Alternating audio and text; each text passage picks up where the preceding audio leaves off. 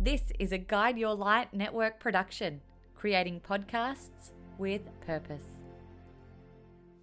I was walking along the beach on a solo travel adventure in Bali, and for the first time, it sounds crazy to say, it occurred to me, I was like, I've been searching for this guy because I want the baby. So what about if I just don't worry about the guy and just go straight to the baby? Welcome to the Things You Can't Unhear podcast. I'm your host, Maritza Barone. Get ready to hear moments that will help you to see the world differently and inspire you to become the happiest, healthiest, and kindest version of you. Becoming a parent is a life-changing decision, but what happens when you choose to do it alone? Today's conversation is with three exceptional women that I have known for some time. Three women who do not know each other, but who I have been watching from the sidelines take a very similar pathway to parenthood. Anna Riches, Nicole Triandos, and Candy Hertz joined me today in this life-changing conversation about them becoming solo mums by choice. Their conversation is inspiring and truly eye-opening. They shared deeply personal experiences, the challenges they've faced, the emotional highs and lows that you can imagine going through, and the incredible support systems they have that make it all possible. I loved learning about what was going on in the hearts and minds of these women and hearing about their beautiful children, who two of them have already birthed, and one, maybe by the time we are releasing this episode, will have her baby in her arms as well. Enjoy this conversation with Anna, Nicole, and Candy, where we discuss rewriting the rules of modern motherhood. Now, my favor from you is to simply rate and review this show. I know you hear it on the end of every podcast introduction, but we're saying it for a reason, truly. And we really wish, as podcasters, that you get behind us and give us a simple rating. Take the time to let us know what you thought of the episode and leave a comment so we can keep the conversation going. There's a little chat bar on Spotify where you can do exactly that. Well, ladies, welcome to the Things You Can't Unhear podcast. Hi. Hello. So today, I have been watching these three incredible women from afar, and it's very unusual that three people in your life are going through the exact same thing at the exact same time. And I was watching from afar and knowing that none of them actually knew each other, but probably lived very close proximity to one another as well. And I thought, I have to get these three women in the room with me to have a conversation, because their messages independently and as a collective is one that we all need to hear, and I think is going to be so helpful for so many of us in different ways. We're going to get messages out of this conversation that even if we aren't trying to have children of our own or going down this path, I think the message of, bravery and what you guys have done is definitely going to come through. So welcome, welcome, welcome. Hello, Nicole. I'll say hello to Nicole first and explain a little bit about how we've met, because we've known each other for a long time, haven't we, Nick? Yeah, we have. We've known each other since primary school and did all of high school together, and our dads even went to school together. So we have known each other for a long time. Our sisters are friends as well. So yes, watching what you've done has just been beautiful. You've got a beautiful boy. Tell us about your son. So Henry is 5 months.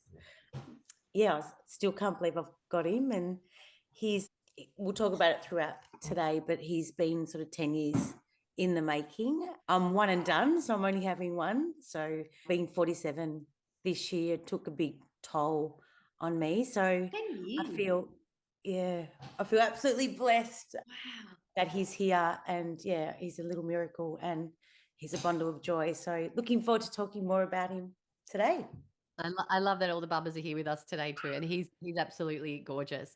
Now, Anna Riches is with us as well, and Anna is currently, and I've known Anna for about 20 years as well. We have a very close mutual friend who is part of your parenting journey with you, Clary.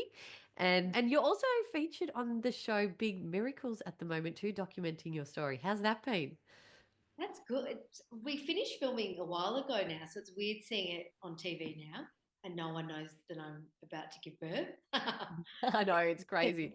Few So you are people like literally how long away from the next week delivery room? giving birth. Next. Yeah. Well, I reached out to you about a week ago and I was like, we better get this done now because as soon Yeah. as you go into newborn mode, you're going to be like, I'm No. unavailable for a little Sleep while. deprived and all. Yeah, absolutely. Well, thanks for coming. And Candy Hertz is with us too. Hi, Candy. You've got beautiful little boy in your arms right now too. Dude, this is Sunny Jackson, who's sitting so beautifully right now. I don't know if this is going to last for the whole podcast, but we'll give it a go. Yeah, I just like Nick, I feel so grateful and lucky and just thrilled to have my little boy in my arms with me. I'm in awe to hear more about Nick, and a 10-year journey is an enormous journey to do, but of course then a lifetime of your little babe with you. So my journey's a little bit shorter, and I look forward to sharing it as well. Yeah, great. And Candy and I have known each other through media world, and she's a fellow TV and radio presenter, and it's so good to see you all got these beautiful smiles. And it's you've obviously at the happy point of your story now, but definitely would have been struggles and different ups and downs along the way. I'm going to ask you all independently, where was that point in your journey where you made the decision to do this solo? Candy, I'll start with you. I know the exact position I was. It had been in my mind, and I think a lot of our collective title, just for anyone who hasn't heard it before or knows it, it's a single or solo mother by choice. So an SMBC is our collective title. And to be a single mum for me was something in my brain for a really long time. I knew I forever have wanted to have a beautiful child, and was just waiting and waiting and waiting. When's it going to happen? And I was walking along the beach on a solo travel adventure in Bali. And for the first time, it sounds crazy to say, it occurred to me, I was like, I've been searching for this guy because I want the baby. So what about if I just don't worry about the guy and just go straight to the baby? And it was just such a profound thought in my mind, which might sound really obvious to some people, but you have to come to these conclusions by yourself in your own time when you're ready. And that was really the real beginning point. Like if I had to pinpoint the second that I went, okay, let's actually start the journey, I think what I'm excited to hear if Nick and Anna are the same, but for me, it's such an emotional journey first. It's in your head first for a very, very long time, and lots to make peace with and lots to make sense of before you even think about the physical. So Yeah, and you're probably like, can I do this? I can do this. What oh, does it's not even the can I do it? It's the lots of grief with parting with the thought of what you thought life was going to be or how you thought things might play out. It's more, I don't think I ever questioned my capability because I knew I had everything in me to be a mother, but it was just the grief of a life that I thought I might have that I had to make a lot of peace with, and then just the decision to do it on your own. I think it's all the bits that come with that there's so much in your head first that I think once you've conquered that, then you're ready for the physical. That's a really quite powerful thing that you just said. And I saw you both nodding, Nicole and Anna. Does that resonate with you, Anna? What Candy said Yeah, about hearing it from you made me realize just then it sort of clicked.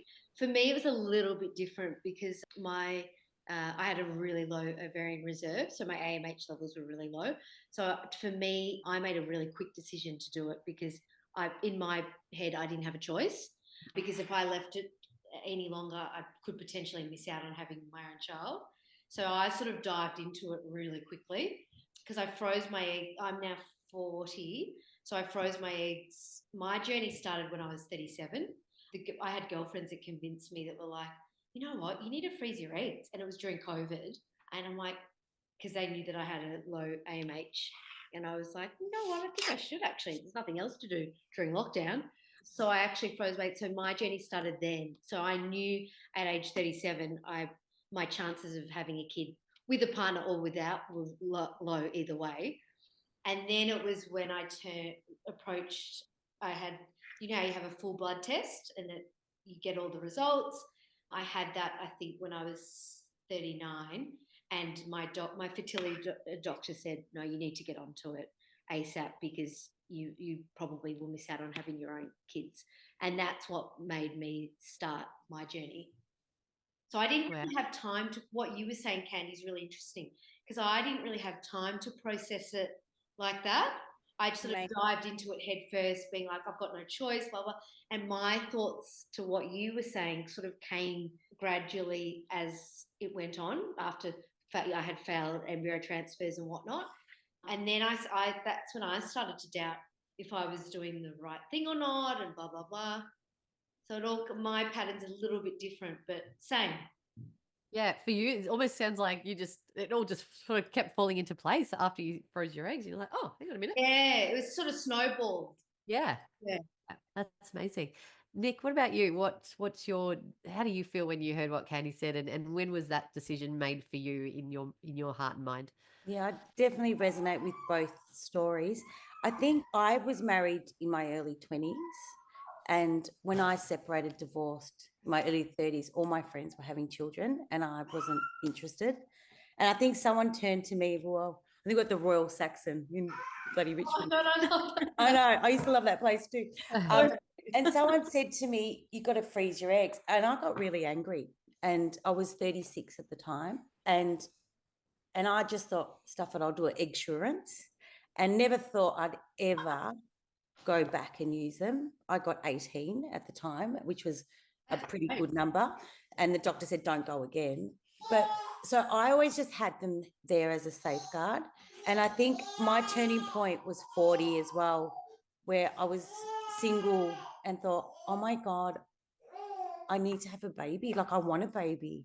And then just fast forward to today, I didn't think it would take 5 years of failed transfers and so forth. And that's why the journey took so long, because I suppose, and I was a bit like you, I was a little bit ignorant as well. And I just thought, yeah, I'm going to wing this.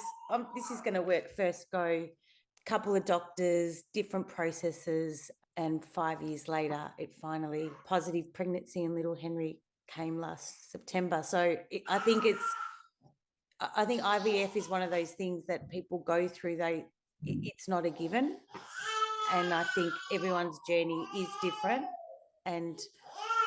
But there's some similarities. So I think, yeah, I definitely resonate with both the stories. But I think it was the age that got me, better hurry up and do this. Yeah. And little Henry's got a lot to say about this too in the background here, little gorgeous thing. Now I know, Anna, you've got a beautiful tribe behind you. You've got beautiful friends who are on this journey really solidly with you. Tell me about that, because they're your chosen family, aren't they? Oh, I'm so lucky. I don't think my journey would have been so easy without them, to be honest. Yeah, there's no way I would have been able to dive headfirst probably so quickly into it without the support. So I'm, yeah, very fortunate, and supportive parents as well. And my parents are quite old, so they come from a generation. Dad's 80, almost 80, so they come from a generation too where it's a little bit, old school. I think mum would like me to fall pregnant to a man through a marriage, but that didn't work out because I'm also, as Nick said, divorced. So I got married really young when I was 20, engaged 25, married 26, divorced by the time I was 27. So I've been through all of that. But yeah, no, back to the girlfriends, very lucky to have their support. And I don't think I'd be able to do it without the support of my girlfriends, to be honest.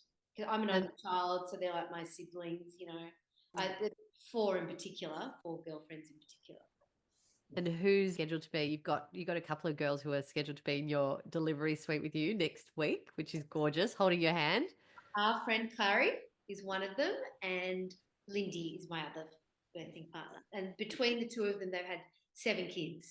Oh, I reckon you'll be in good hands. You'll probably be in better hands actually than any man, I would probably say. Thinking how my husband was in the delivery suite, he was just like, what is actually happening?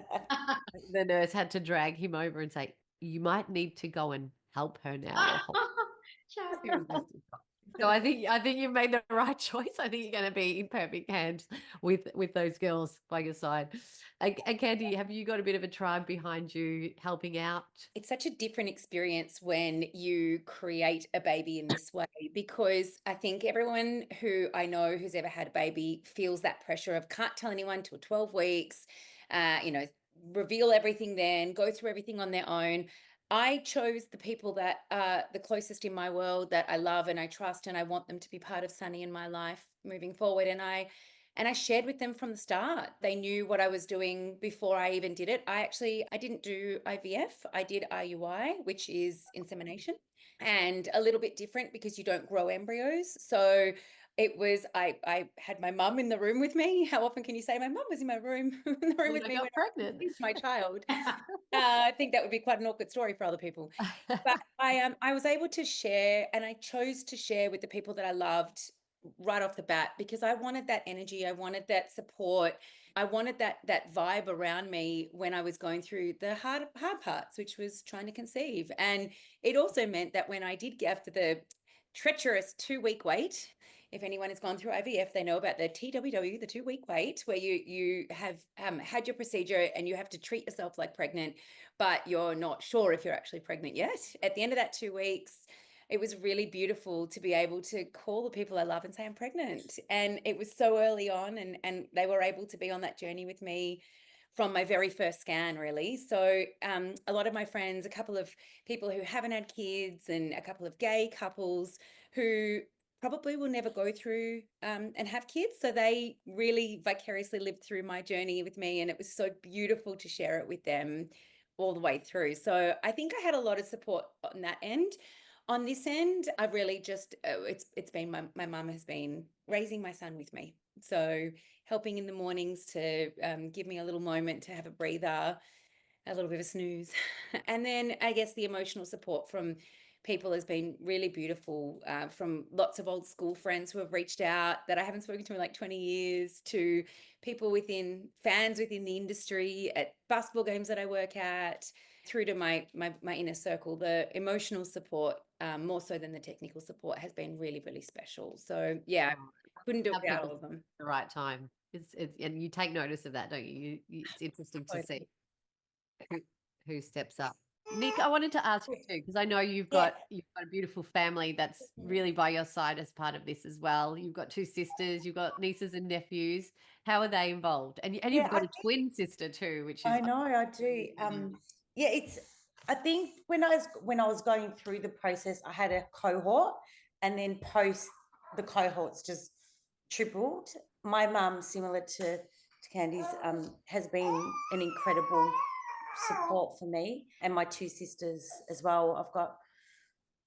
I've got about 4 or 5 girlfriends as well that used to call every day. How you feeling? How you feeling?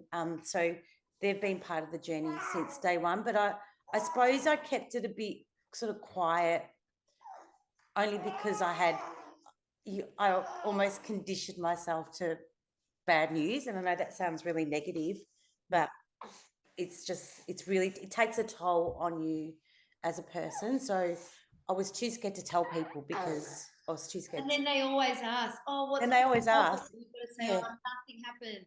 Yeah, Draining for you. exactly. So I think I kept the circle really small, but now I'm really open about it. And I just love the fact that I've got a good story. But I think, yeah, I mean, as much as you're alone, you're not alone. And I think, yeah, there are moments where you're absolutely solo and by yourself. But I think one big thing, and I think, Candy, you touched on this as well, is that he's all mine. So, Best which in the makes world. um, For all the challenges, and yeah, there's lots of bits that of course would be different if you had someone else by your side, but the overwhelming number one feature of this whole thing is they're yours. yeah, Like, and I think all yours. mum and dad say that as well. You're not fighting against in-laws or Yeah. anything like that. So there's a special bond, and I think because my nieces and nephews, the youngest is sort of 7, 8, and 9, and then goes up to 14. I think my folks thought that was the end. So he's sort of a little miracle for everyone. they all must just love like sharing the cuddles with with Henry and being part of it. And I love that you say that, that implementation of family, bringing it all together as well, in whether it's chosen family, whether it's friends, whether it's your biological family, whatever it is, it's really like it takes a village. And parenting's never been easy for anyone. Like, honestly, no matter what situation you're in, having a newborn, being pregnant, going through the motions, the changes of life is not easy for anyone. What do you think emotionally for you guys have been the hardest things that you've had to work on? I think the emotional stuff that I touched on earlier, I think I have really had to make some peace, some real peace Yeah. with my decisions, and Yeah. feel confident and proud within myself that this is the choices that I'm making, because it's not that I had no choice. I still made this choice. And actually, the thing that I did, and the advice that I've given to people who have reached out and said, how do you know like it's the right path for you, and all that kind of stuff. My advice to them, which was how I treated it, was just to keep going along the path. And then if at some point it didn't feel right, then that would give me my answer. So I just took the steps, each step took another step, and just checked in with myself every step of the way to see how I felt.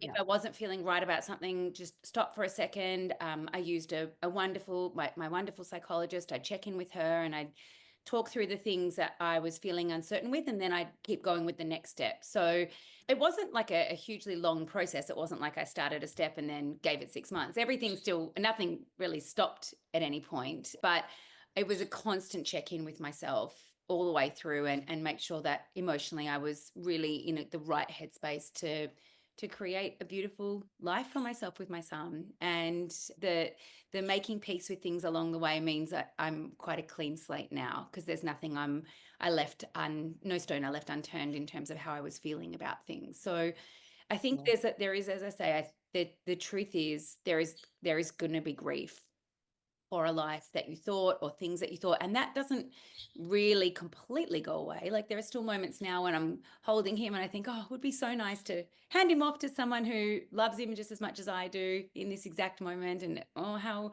sad I don't have that person there. And then I reframe it a moment later going, no, I want him in my arms all the time. That's okay, I'm good with this. So I think it's the emotional difficulties are there. The advice I would impart is just check in with it, and be okay with it before you take the next step. If you can, as okay as you can be. It doesn't have to be completely clear and perfect, but being honest with yourself and checking in with those feelings is really helpful to keep you really strong all the way through. Yeah, wow, that's amazing. Have you found people say things to piss you off? Ladies, are there things that people say that, like, when you tell them about your this journey that you're going on, and they're like, or they're too inquisitive, or they ask too many questions, or anything like that? Is there something that, like, people shouldn't be asking? I think I used to get pissed off more when I was going through the process. Yeah, before you fell pregnant. Before I fell pregnant, the minute I fell pregnant and post, it's been, utmost support. I think before, because people don't really know. And like Candy did IUI, people don't even know what that is. Yeah. Yeah. I don't know what that, yeah. Yeah. So I think the thing is, it's people are sort of ignorant to the process. And I think rather than ask questions, they'd give opinions. Also, think- when you start the process, you don't really tell many people, No.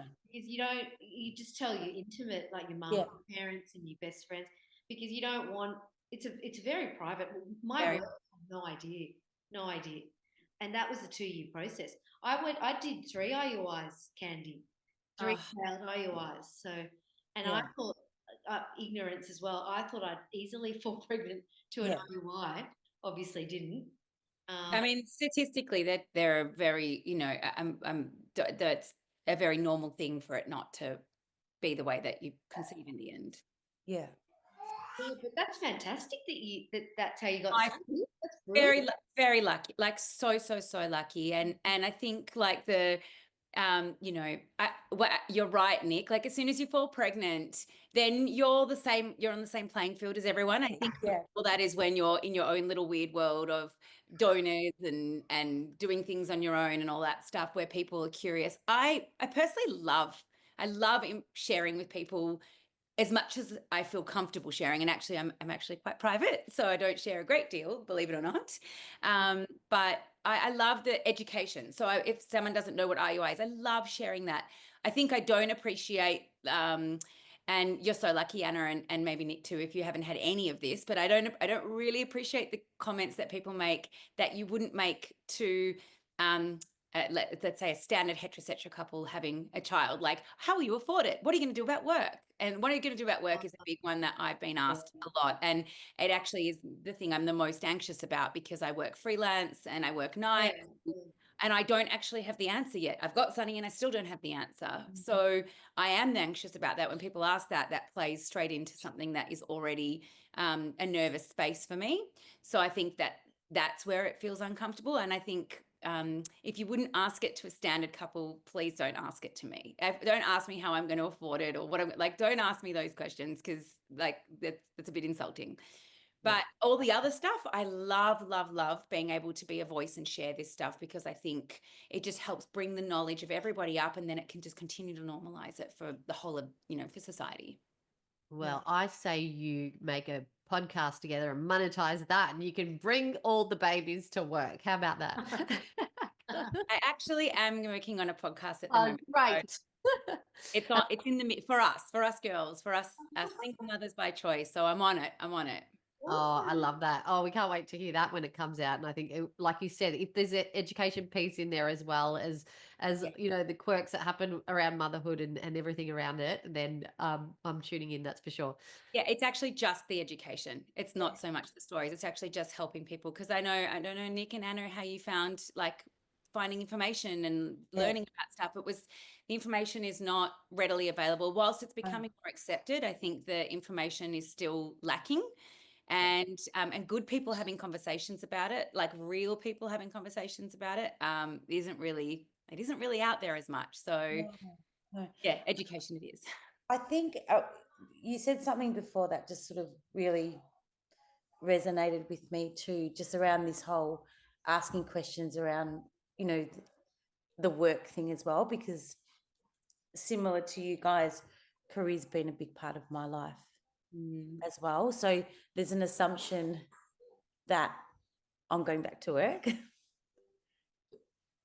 Why are you assuming that? But but you're absolutely spot on, because the question wouldn't be asked to a couple, a standard couple, male, female, or even two males or two females. I think it's because of that solo, how you're going to do it. And you're spot on. You're right. I think we don't have the answers. No.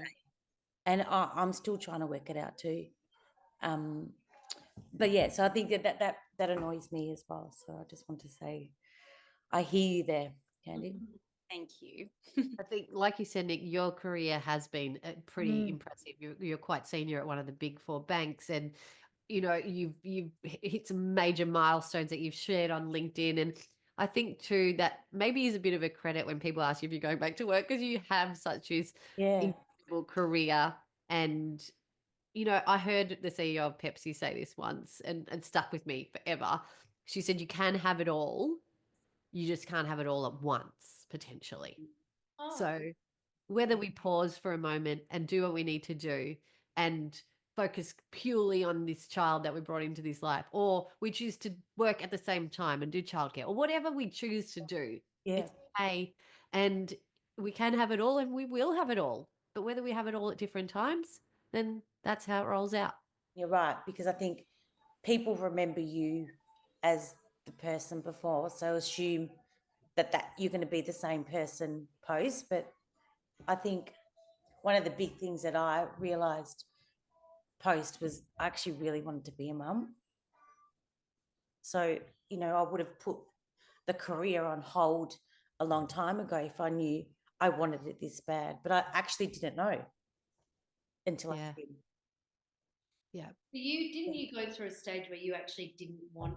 Yeah, that was when in my 30s, when I was obviously separated, and then that person said to me, you should freeze your eggs. I was pissed off because at Royal Saxon.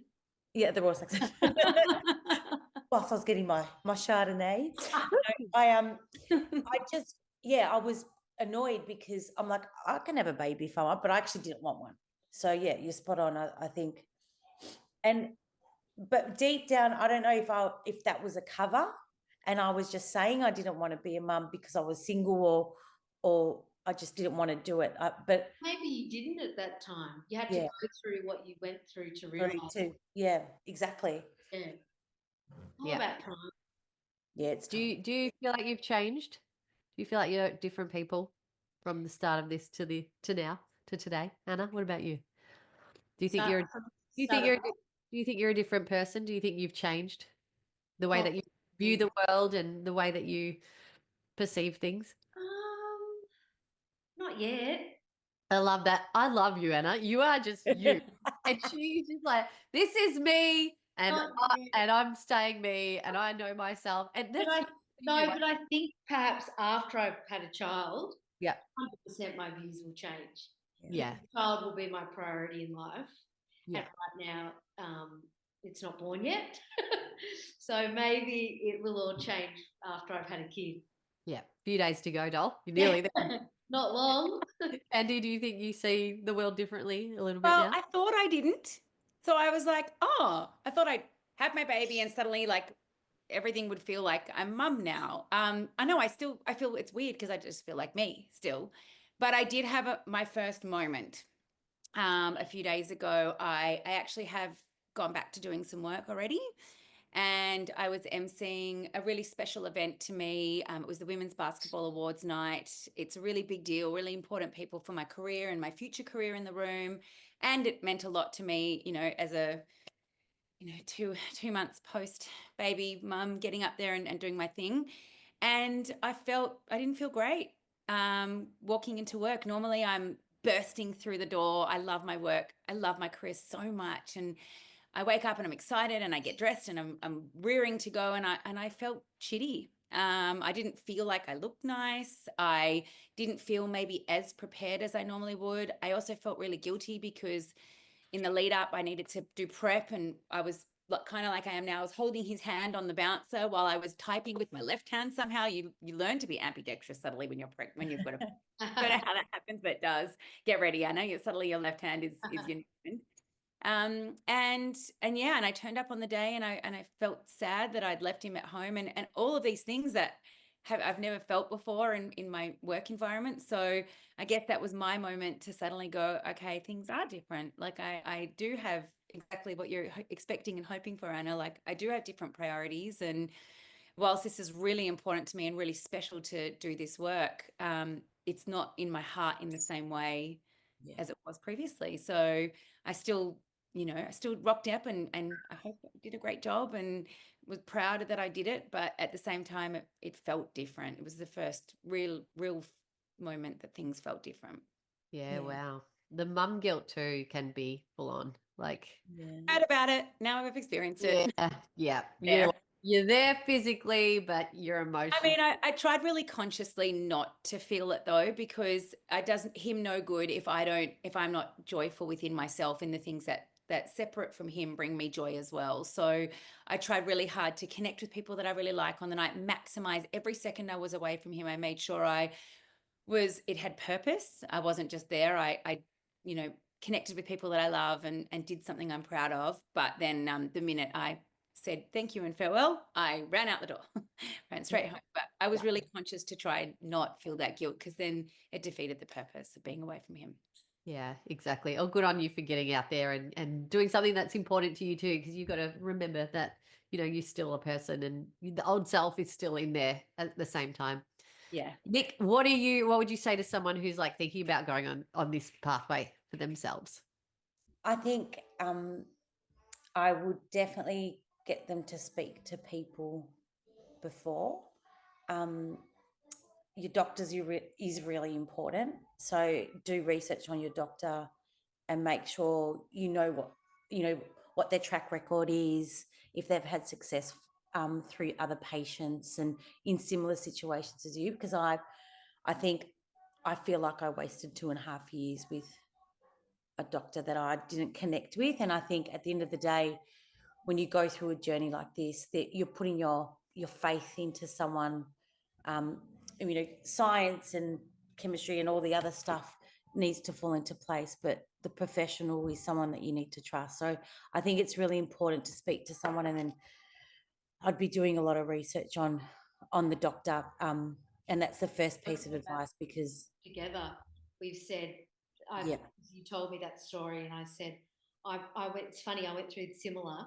My first fertility doctor, I had no relationship, didn't warm to them or anything. And empathy in a doctor is so important. Yeah, absolutely. Especially if you're going down this journey, you have to get along with them. You have to have a relationship with them. It could be years you're working with this yeah, doctor. So it's almost like part of dating. You have to like the doctor in order to go down this path.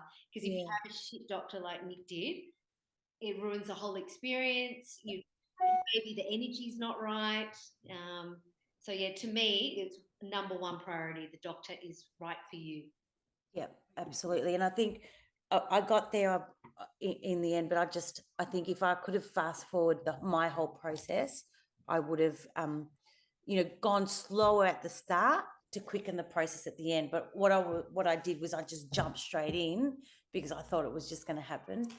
So I think, yeah, that would be my biggest advice. And also, I think the third thing I'd say to someone going through this process is just give it a crack. And I think a lot of people are just scared or they're embarrassed. They think they're a failure.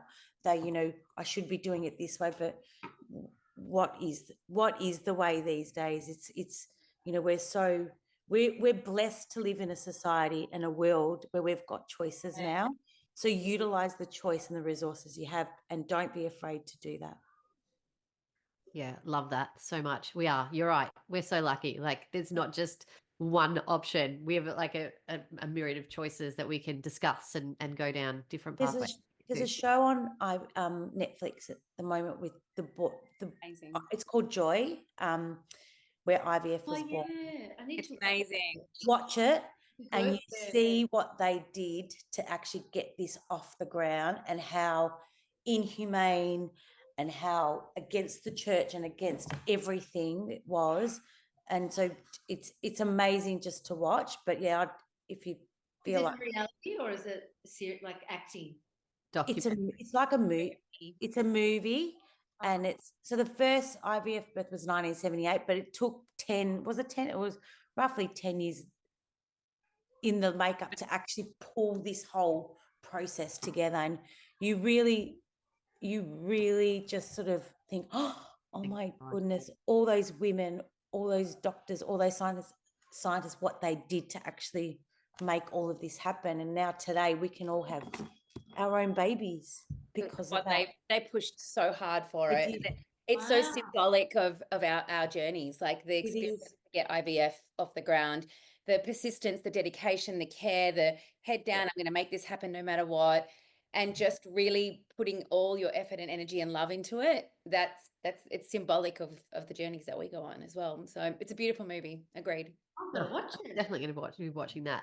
All right. Any wise words come from you, Anna, on someone who might just be starting to think about going down this route themselves? Similar to me, and you know that with your AMH levels when they're really low, because of your age, just don't overthink it. You've kind of got to dive into it, and then deal with your emotions after you've signed up for it, because everything takes a long time. I thought I'd fall pregnant straight away, but it took me. How long did it take me? I'm very, very lucky. It didn't take me as long as Nick. How long did it take you, Candy? It was my second IUI. So like a few months. Yeah, but there was months and months of delays and nonsense before that. So all in all, I started my first appointment with my doctor was August last year, and then I had Sunny in December the following year. So a year and a bit. Yeah. Well, I'm sort of similar, I guess. But Yeah. but you just don't know how long it will take, the whole No. process. So I don't overthink it. If you're low, if you've got a low ovarian reserve, a low AMH or endometriosis or whatever it is, you don't have much time. So you need to sort of get the ball rolling. And then you can decide things after you've signed up. Because there's a lot to learn. I mean, I learned continuously from the beginning to the end about everything. IUIs, ICSI, IVF, sperm donors. They make you do therapy as well. So you have to do like classes to make sure you know what you're diving into, to choose a sperm donor. The process of everything is long. And I have no patience. And I thought everything was so long-winded. And I'm like, do I have to do 1 hour therapy class just because I'm choosing a sperm donor? Yes. And then if you change your strategy, you start again. So you go to therapy again. Go back to the start. Yeah.